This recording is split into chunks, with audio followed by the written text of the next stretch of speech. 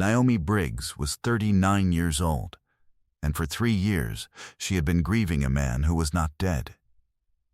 She drove a 9-year-old Accord she had paid for herself. She kept a framed photograph of her late husband on the windowsill of the kitchen in her Nashville townhouse, and every morning when she made coffee, she looked at that photograph and felt the particular weight that only the bereaved truly understand. The weight of a person-shaped absence that never quite filled back in. She wore her wedding ring until the 2nd year, then moved it to her right hand, because she was not ready to be done, and she was not sure she ever would be. What Naomi did not know was that Damon Briggs was sitting in a 2-bedroom house in Decatur, Georgia, with a woman named Trisha Vell, very much alive, watching her monthly bank transfer arrive every 1st of the month, like a quiet, dependable tide. She had sent his mother, Miss Erline, $400 every single month since the funeral. 36 transfers. 36 months.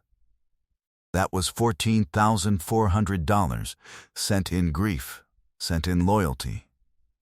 Sent because her grandfather had told her once that how you treat people when they cannot give you anything back is the only real measure of your character. What Damon had not accounted for in any version of his planning was what Naomi Briggs did for a living.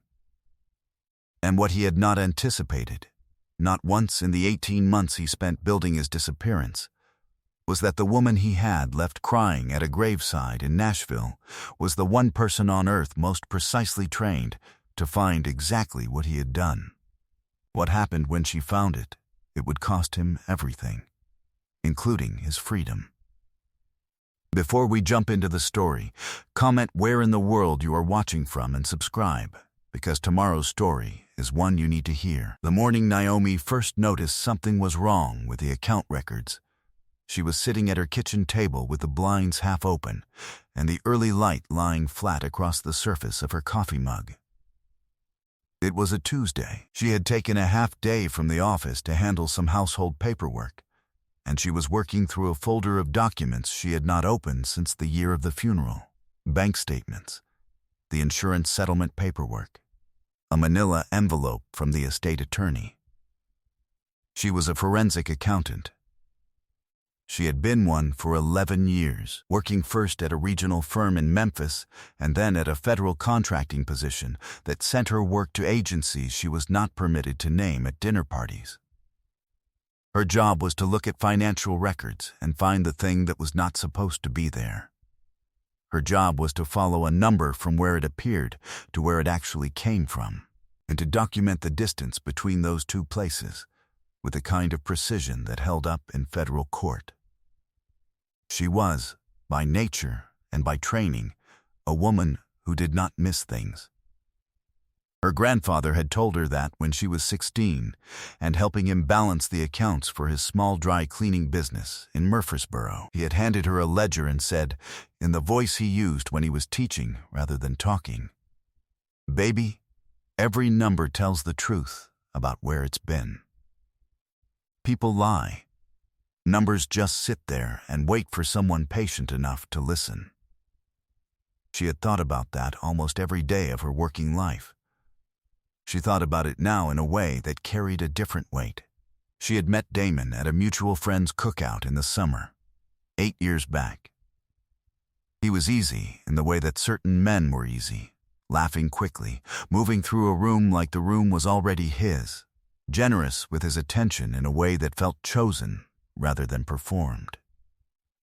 He had brought her a plate of food without being asked, and she had liked that. She had always been susceptible to the quiet gesture, the small act of noticing. She had since revised her understanding of what noticing could mean. They married after 2 years.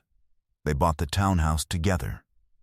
He worked in logistics coordination for a regional shipping company and traveled for work 2 or 3 weeks out of every 6, which she had accepted without much thought, because she was also often traveling, and they were both the kind of people who managed their own time without complaint. In retrospect, the travel had given him the architecture of his plan before he ever needed to use it. The first sign she had dismissed was small. 3 months before the accident, she still called it that in her own mind, the word lodged so deeply it had not yet been dislodged. She had found a receipt in the pocket of a jacket she was sending to the dry cleaner. A hotel receipt. Nashville. On a date he had told her he was in Louisville. She had held it.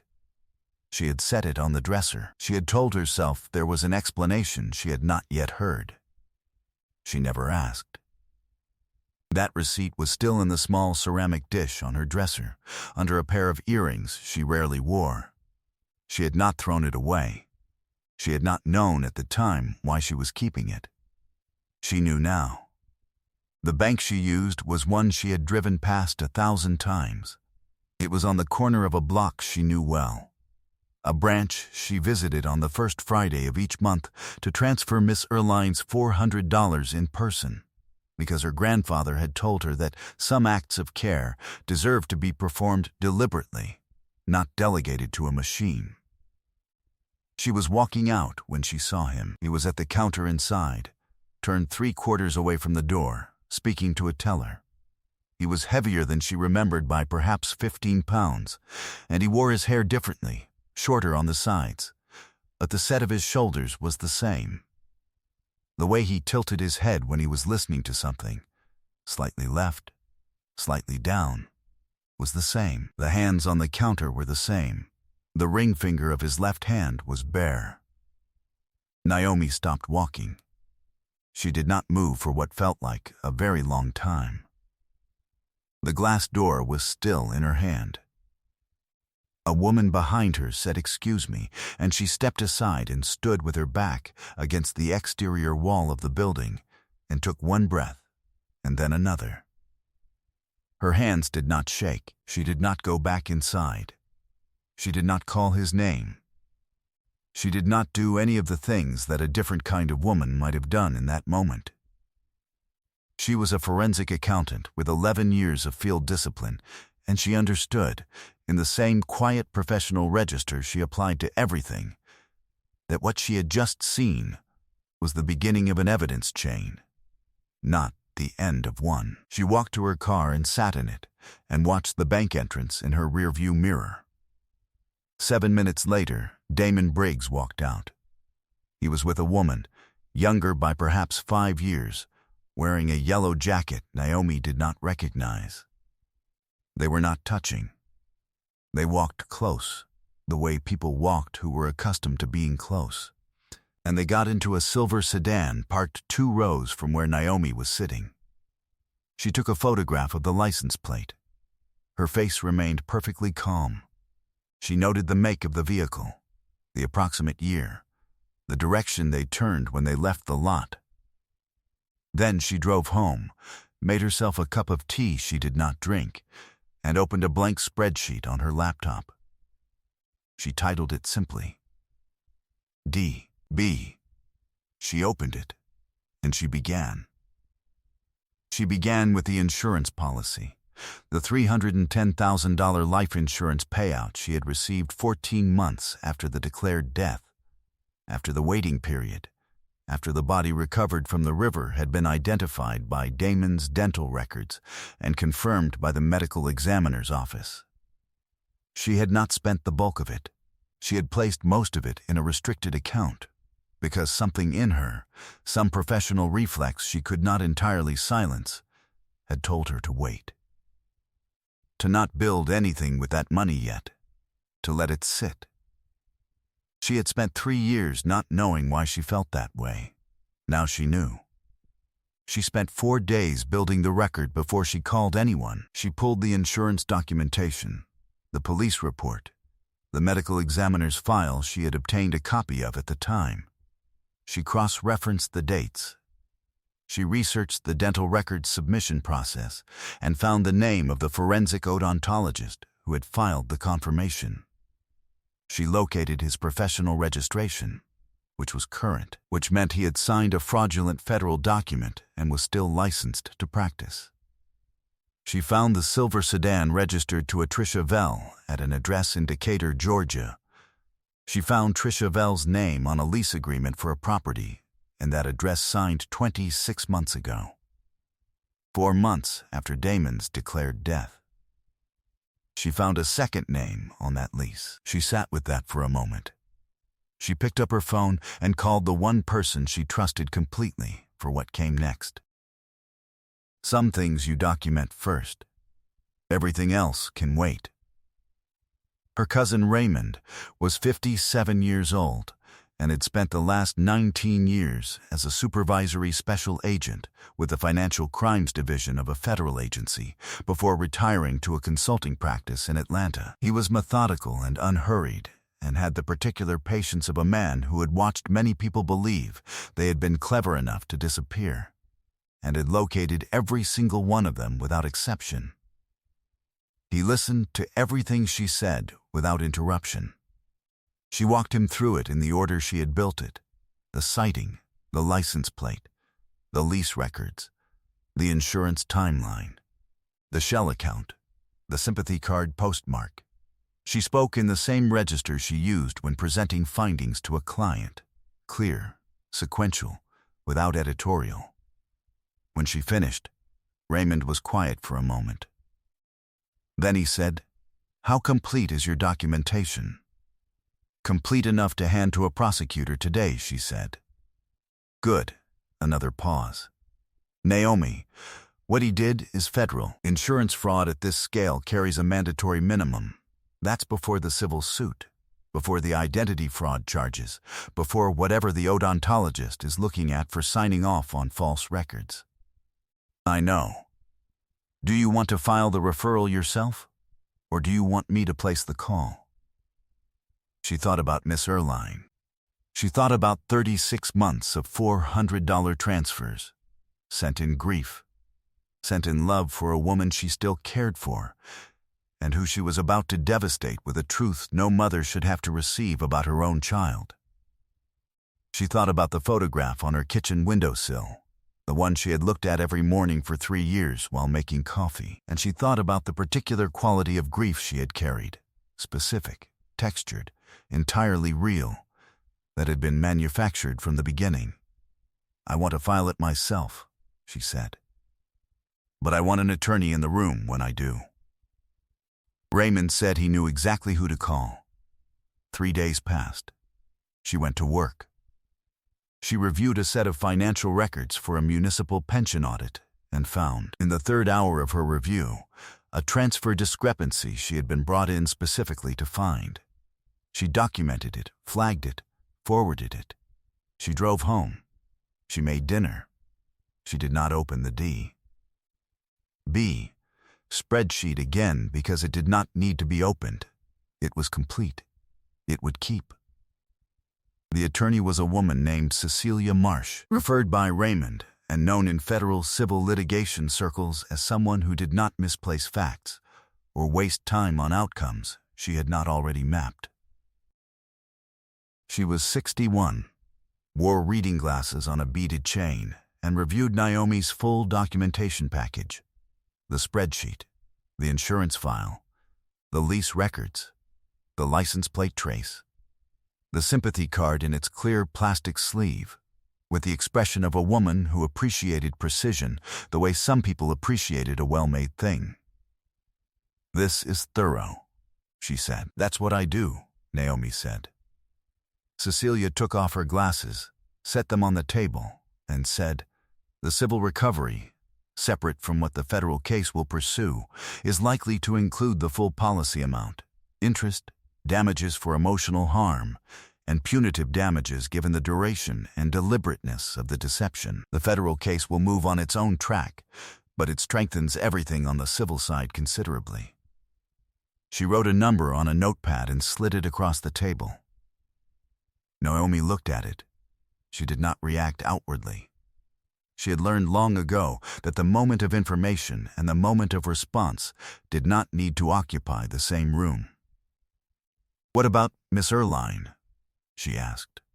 His mother. She didn't know any of this. Cecilia nodded once. "Based on everything here, almost certainly not. If she cooperates, and I expect she will, she is treated as a victim, not a party." She may also have standing for her own civil claim. A son who staged his death and allowed his mother to mourn him for 3 years while she accepted grief-motivated charity from his wife is not a sympathetic defendant on any axis. A pause. That is her choice to make, and hers alone. Naomi thought about Miss Erline's voice on the phone every month, saying thank you in the careful way of a woman who had absorbed a loss she hadn't chosen and was grateful not to be entirely alone inside it. She thought about the $14,400 she had transferred over 36 months, and she thought about the fact that she did not regret a single dollar of it, because it had been given to the right person for the right reason.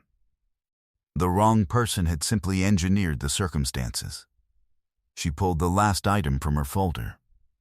It was a sympathy card, the kind sold at drugstores, with a white lily on the front and a soft gray printed sentiment inside. It had arrived 6 weeks after the funeral, postmarked from a Nashville zip code that did not belong to anyone she could identify, signed simply, "Thinking of you." D. She had kept it because it had felt like something one of Damon's friends might have sent.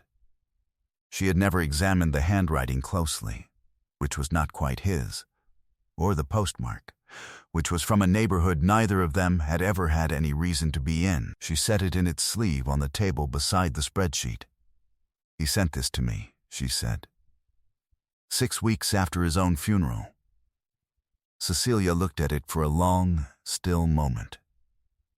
"That," she said quietly, "is a gift." Bitterness required ongoing emotional investment in people who no longer deserved it. She had better uses for her energy. In the weeks between filing the federal referral and the scheduled conference, Naomi continued to transfer $400 to Miss Erline on the 1st of each month. Cecilia had advised it. Any disruption to established patterns before the proceedings would be noticed and could be interpreted as foreknowledge. Naomi had agreed without resistance. She was a woman who understood that the right move and the comfortable move were rarely the same move, and she had long since made her peace with that. She continued to go to work. She continued to review financial records, find the things that were not where they were supposed to be, document the distance between what was claimed and what was true. She was good at this. She had always been good at this. Her grandfather would have said she had been built for exactly this kind of patience. The kind that did not feel like waiting because it was full of purposeful work right up to the edge of the moment you had been building toward. She drove past the bank on a Tuesday afternoon and did not stop. She was ready. The meeting happened in Cecilia's conference room on a Thursday morning in early spring. It had taken 11 weeks to arrange. 11 weeks during which the federal referral had been filed, reviewed, and accepted, during which a warrant had been prepared, during which Naomi had continued to go to work and perform her job and transfer $400 to Miss Erline on the 1st of each month, because she had decided that disrupting that transfer would signal something before she was ready for anything to be signaled. Damon had been located in Decatur and served. His attorney, a man in a cheap suit who had clearly not yet understood the full shape of what his client had done, sat beside him at the conference table with an expression of cautious optimism that was about to be revised. Miss Erline was there too. Cecilia had called her personally 2 days prior and had spoken to her for 40 minutes. Naomi did not know everything that was said in that call. She knew that Miss Erline had shown up alone, had embraced Naomi at the door without speaking, and had taken a seat at the far end of the table where she could see her son's face. Damon looked at Naomi when she walked in. He looked the way she had expected him to look, calculating, assessing, trying to determine how much she knew and how much he could still manage. He had spent 3 years managing things from a distance. It was the only mode he had. He did not look at his mother. Cecilia opened the first binder. She walked through the insurance timeline, the policy, the beneficiary designation, the payout. She laid out the dental records submission and the name of the forensic odontologist who had signed a document confirming remains that did not belong to Damon Briggs. She presented the lease records from Decatur. She presented the financial records showing Trisha Vell's income sources over the past 30 months, including a deposit pattern that aligned with transfers from an account held in a name Naomi did not recognize, but Cecilia had traced back to a shell entity Damon had opened 14 months before his declared death. 14 months. He had been building this for 14 months before she had found that hotel receipt. She had kept that receipt. She placed it on the table beside the sympathy card. 6 weeks after your declared death, Cecilia said, sliding the card toward the center of the table, you mailed a sympathy card to your wife from a Nashville address that federal investigators have since connected to a postal forwarding account you opened in a different name. She paused. That card has your fingerprints on it. We had it processed. Another pause. The account that funded Miss Vell's lease was opened using identification documents that are the subject of a separate federal charge. Damon's attorney placed a hand on his client's arm. Damon ignored it. He looked at Naomi and said, I was going to come back. I just needed time. It was the wrong thing to say. It was the kind of thing a man said when he had run out of better options and had returned to the script that had always worked on her before, the one built on a particular quality of softness, a tilted sincerity that she had once found disarming. She had been disarmed by it for a long time. Miss Erline spoke from the end of the table. She said her son's name once, low and even, the way a woman said a name when she was done with it. Damon went quiet. Naomi gathered the copy of the sympathy card. She had made duplicates of everything and placed it carefully back in her folder. She looked at Damon Briggs, the man whose photograph she had kept on her kitchen windowsill for 3 years, and she felt something she had not anticipated. Not anger, not grief revisited, but a clean and total clarity, the kind that arrived when a long and complicated set of figures finally balanced.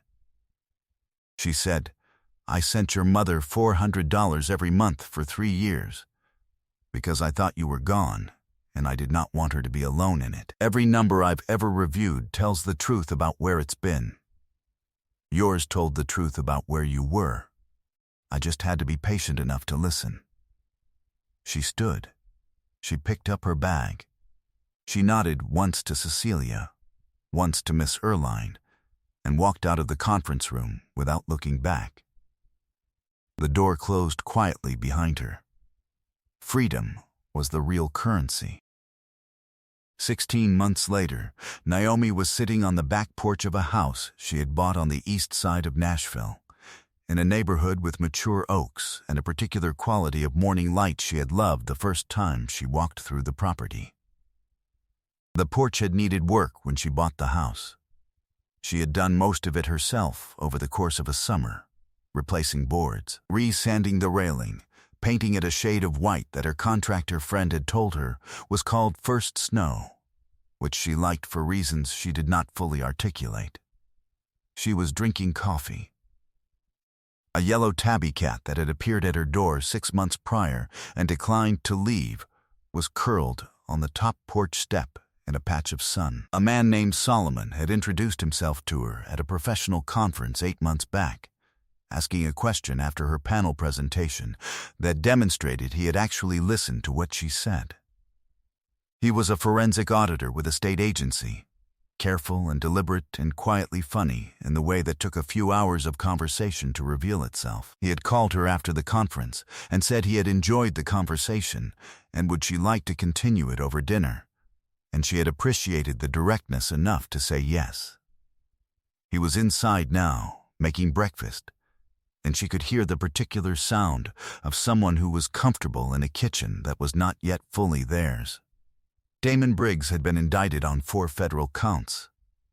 insurance fraud, identity fraud, conspiracy, and filing false official documents. His plea agreement, reached after 8 months of litigation, had included a prison term, full restitution of the $310,000 insurance payout with interest, and a civil settlement that Cecilia had negotiated separately for an amount Naomi had asked not to be made public. It was enough. It was more than enough. Trisha Vell had cooperated with federal investigators and received reduced charges. She had relocated. Naomi had no particular feeling about that. Miss Erline had called Naomi on the first of every month since the conference room. Not to receive money, Naomi had quietly redirected those transfers after the settlement. But because, as Miss Erline said on the first call, I owe you more than money can account for, and I intend to be a person who pays her debts. Naomi had told her that no debt was owed. Miss Erline had called anyway. Naomi had come to appreciate the calls more than she expected. The oak tree at the edge of the yard was beginning to go gold at the tips of the upper branches. She had planted a small cutting beside it in the spring, a sapling from a nursery the next town over, and it had taken without complaint, putting down roots in the dark soil with the quiet confidence of something that intended to grow for a very long time. She pressed her palm flat against the porch railing and felt the solidity of the wood she had joined, and sanded and painted herself. It held. It was going to hold for a long while yet. She had built it right. I hope you enjoyed that one. Be sure to like the video and subscribe so you don't miss the next story. I've picked out 2 more for you that I think you'll really like.